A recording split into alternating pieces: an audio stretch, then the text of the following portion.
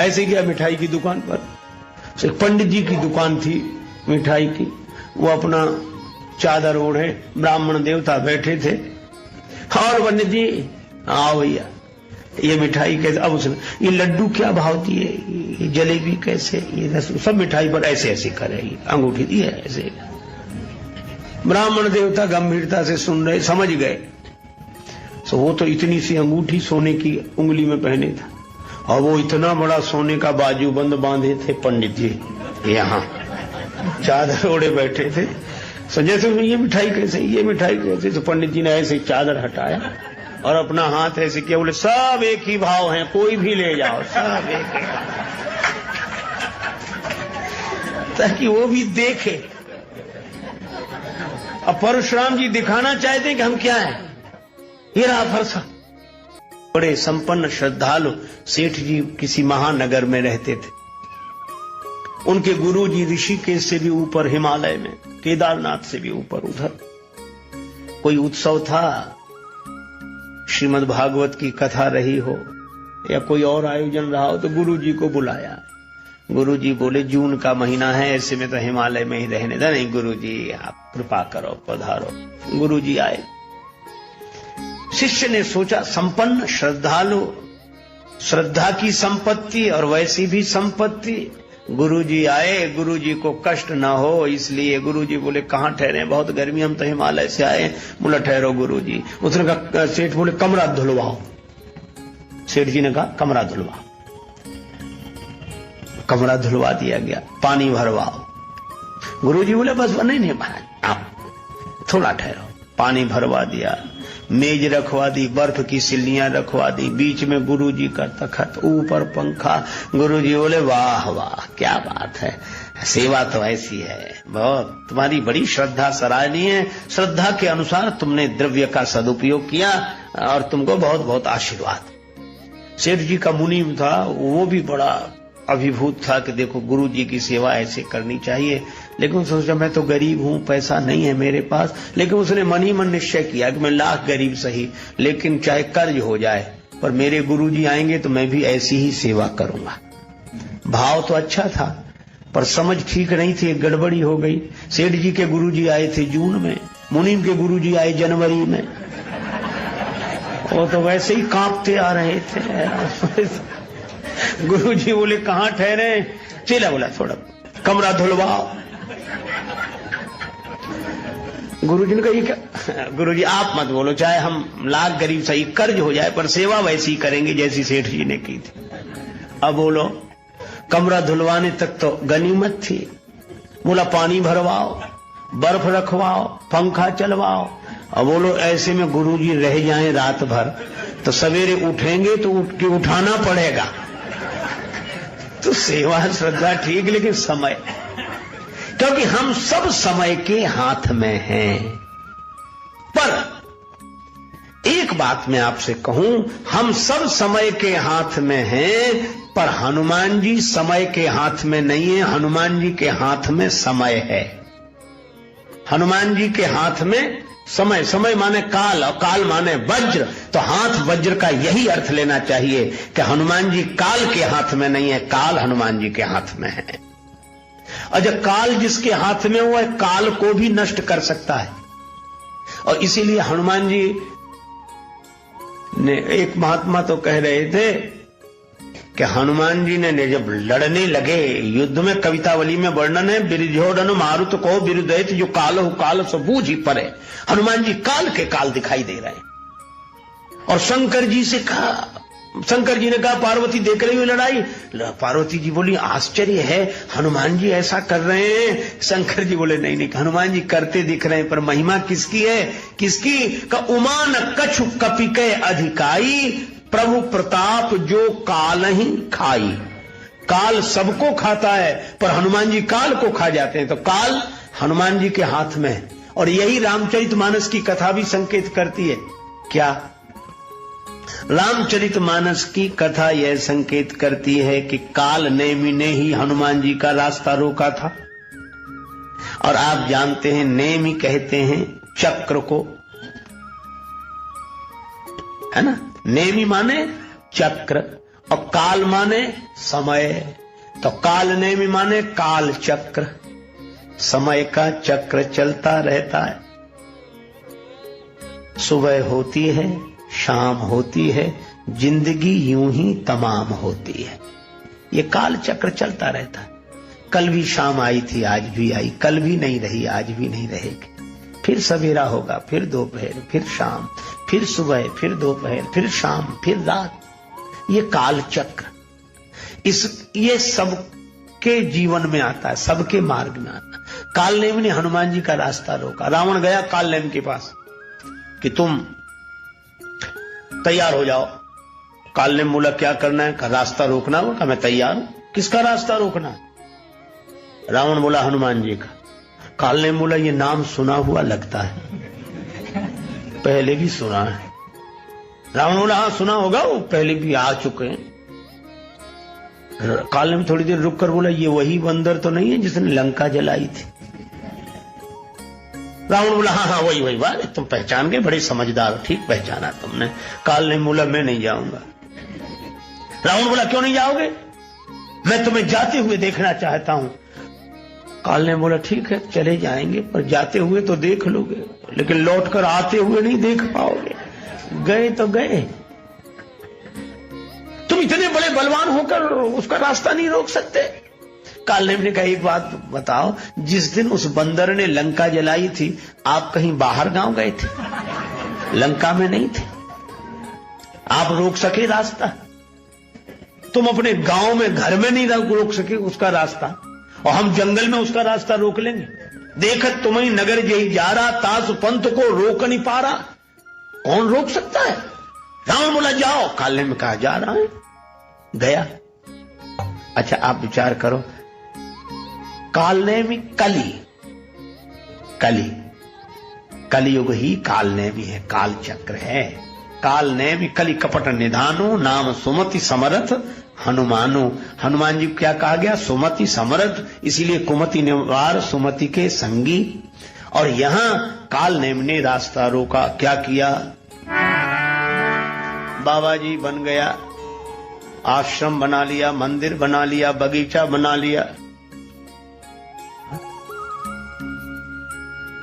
बड़ा बढ़िया मंदिर बनाया, बड़ा बढ़िया आश्रम, बड़ी बढ़िया बगीचा, बहुत सुंदर सरोवर। खुद बन गया बाबा जी। है कालनेमी। ये रूप बदल कर आता है। कलयुग भी ऐसे ही रूप बदल के आता है। ये रूप बदल के आता है। हनुमान जी को भी धोखा हुआ कि अगर ये साधु ना हो तो इतना बढ़िया मंदिर बनाता, इतना बढ़िया बगीचा। देखो भगवान की कृपा है। अरे कृपा नहीं, अभी पता लगेगा। वो तो मकरी ने पांव पकड़ा, हनुमान जी ने लात मारी। अच्छा ये देखो हनुमान जी जैसे पहुंचे और कालनेम ने जो देखा तो अब लगा वो कथा कहने। अब वेश से तो बन गया वो, पर कथा कभी कही होती तो कहता, न कही होती, कहीं सुनी होती तो कुछ अंदाज से काम चलाता। पर लंका में न कथा कही जाती थी न सुनी जाती थी, वहां से तो कथावाचक भगा दिए जाते थे। गोस्वामी जी ने लिखा, तेहि बहुविध त्रासई देश निकासई, जो कहे वेद पुराना। जो वेद पुराण की चर्चा करे उनको डरा धमका के नगर से निकाल दिया जाता था। अब कालनेम ने कथा शुरू की घबराहट में, तो न मंगलाचरण न भगवान का नाम, और कथा भी न बालकांड न अयोध्या न अरण्य न किष्किंधा न सुंदर। कथा सीधे शुरू हुई लंका कांड से, और कथा शुरू हुई रावण के नाम से, होत महारण रावण राम ही, और कथा सीधे लड़ाई से ही शुरू हुई। हनुमान जी ने कहा ये कैसी कथा है? कालनेमी समझ गया, जीती हैं राम न संशय या मई, राम जी जीतेंगे। हनुमान जी आए और हनुमान जी को प्यास लगाई कि बड़ी जोर की प्यास लग रही है। आप लोग श्रीमद् भागवत की कथा में सुनते हैं, जब दसम स्कंध आरंभ हुआ तब सुखदेव जी ने कहा कि जब से कथा शुरू हुई तुमने कुछ जल भी नहीं पिया है, कुछ जल पी लो, कुछ ग्रहण कर लो, उसके बाद फिर कथा शुरू होगी। तो उत्तर दिया है महाराज परीक्षित ने कि महाराज आपके मुख चंद्र से कथामृत झर रहा है, मुझे न प्यास लग रही है। भूख की कौन कहे, प्यास भी न साथ ही दुख कहा कि मुझे तृषा भी नहीं लग रही, प्यास भी नहीं लग रही। अब आप विचार करें, परीक्षित बोले कि प्यास नहीं तो ये अनर्थ कराया, प्यास ही तो लगी थी, महात्मा के आश्रम में गए थे। पर कथा में अमृत जो पी रहा उसे प्यास नहीं लगी। आप विचार करें, सुखदेव जी कथा कहेंगे तो महाराज परीक्षित की प्यास चली जाएगी, और अगर कालनेमी कथा कहेगा तो हनुमान जी को प्यास लग आएगी, प्यास बुझेगी नहीं, लगेगी। और जब जब कालनेमी के द्वारा कथा होती है, भक्त की प्यास बुझती नहीं है। लोग कहते वहां गए, कुछ समझे भी नहीं आया, पता नहीं क्या हो रहा था, कुछ हमें तो ये लगा कि चले यहां से, कुछ प्यास बुझनी चाहिए। प्यास लगी है, मांगा जलते ही दीन कमंडल, घबराया हुआ है कालनेमी, कुछ मांगो कुछ देता है। हनुमान जी ने पानी मांगा, उसने कमंडल दे दिया। हनुमान जी बोले कमंडल आप हमें दे रहे हैं, ये तो गुरुओं के द्वारा चेलों को दिया जाता है कि हम जाने वाले, हमारा कमंडल अब तुम ही संभालो, तुम हमें कमंडल काहे को दे रहे हो। काल ने बोला वो चेला ही तो बनाना है तुम्हें, तो बनाने के बाद कमंडल देना चाहिए था। काल ने बोला हमने सोचा जो बाद में करना सो पहले ही ले दीक्षा देना चाहे। अब कैसी अद्भुत बात, शिष्य प्रार्थना करे कि गुरुदेव दीक्षा दे दो, मैं आपसे दीक्षा लेना चाहता हूं, यहां तक तो ठीक। और गुरुजी कहें कि हम तुम्हें चेला बनाना चाहते हैं। काल ने भी कह रहा कि तो हम तुम्हें कैसे, पहले स्नान करे आओ, दीक्षा देऊं ज्ञान यही पावो, ज्ञानी नाम अग्रगण्यम को कह रहा है। पर हनुमान जी सरल सीधे चले गए, सरोवर में प्रवेश किया, मकरी ने पांव पकड़ लिया। ये विषय जल के सरोवर में वासना की मकरी रहती है, विषय रस के सरोवर में प्रवेश करोगे, वासना की मकरी पांव पकड़ लेगी। पांव पकड़ लेने का मतलब आगे न बढ़ने दे, गति रोक दे। ये वासना ने ही तो हमारी गति रोक रखी है, पकड़ कर रखा है। पर हनुमान जी ने इस पर प्रहार किया, मारी।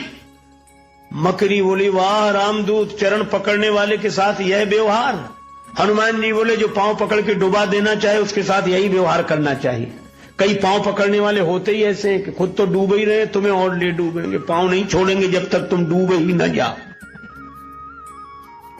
ऐसे पांव पकड़ने वालों से सावधान रहना चाहिए। पर कई लोग पांव पकड़ने वालों के फेर में ऐसे पड़ते हैं कि वो जानबूझकर खुद ही डूबते।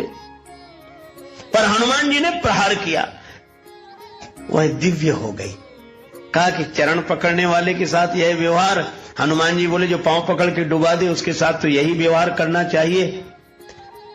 और बोले इस कथा कहने वाले के साथ, अरे बोले महात्मा है। मकरी बोली महात्मा नहीं मुनि न हो, यह निश्चर घोरा। ये वासना पर जब किसी संत के द्वारा प्रहार किया जाता है तो वासना ही उपासना बन जाती है, दिव्य बन जाती है।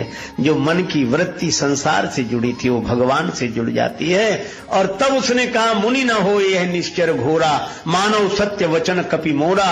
हनुमान जी गए और क्या किया, काल ने बोला आओ आओ आओ वत्स तुम्हें दीक्षा दें। हनुमान जी बोले जब से आए सारे काम उल्टे हो रहे हैं, एक काम हम भी कर दें। क्या?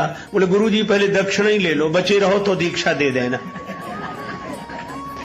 ऐसी दक्षिणा दी, सिर लंगूर लपेटी पछारा। मरते मरते बोला राम राम। हनुमान जी बोले अब सही दी दीक्षा। तो बोलो कालनेमी को पराजित करने वाले, और कालनेमी कौन है? कलिकाल। तो कलिकाल के जो हाथ में हो वो इंसान, और कलिकाल जिसके हाथ में हो वो हनुमान। हनुमान जी के हाथ में कलिकाल है। अच्छा वैसे भी देखो कथाएं भी अद्भुत संकेत करती हैं। क्या? हनुमान जी ने बाल्यकाल में ही सूर्य भगवान को मुख में रख लिया, और सूर्य भगवान तो काल की गति की सूचना देने वाले, और काल की गति जिसने अवरुद्ध कर दी हो उनका नाम हनुमान जी है। तो ये हाथ वज्र, वज्र माने काल, काल जिसके हाथ में हो। और इसीलिए हनुमान जी से वैद्य ने कहा संजीवनी बूटी लेने तो जा रहे हो पर सूर्योदय के पहले आ जाना। हनुमान जी बोले सूर्य भगवान जानते हमारे बारे में,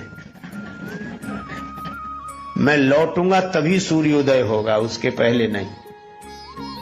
और उसके पहले उगेंगे तो मैं सवेरा होने ही नहीं दूंगा। तो हनुमान जी के हाथ में काल है। अच्छा, अब इससे अर्थ क्या हुआ? हाथ वज्र और ध्वजा विराजे।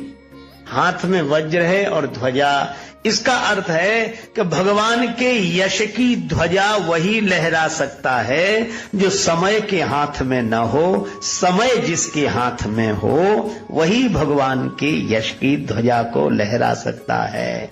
अर्थात जो कलिकाल से प्रभावित न हो,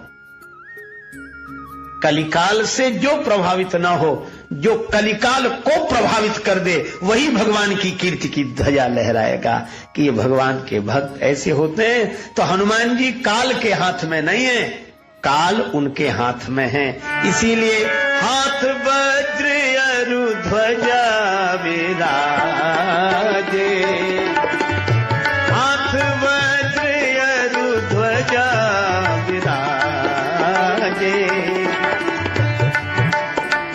हाथ वज्र अरु ध्वजा विराजे, हाथ वज्र अरु ध्वजा विराजे।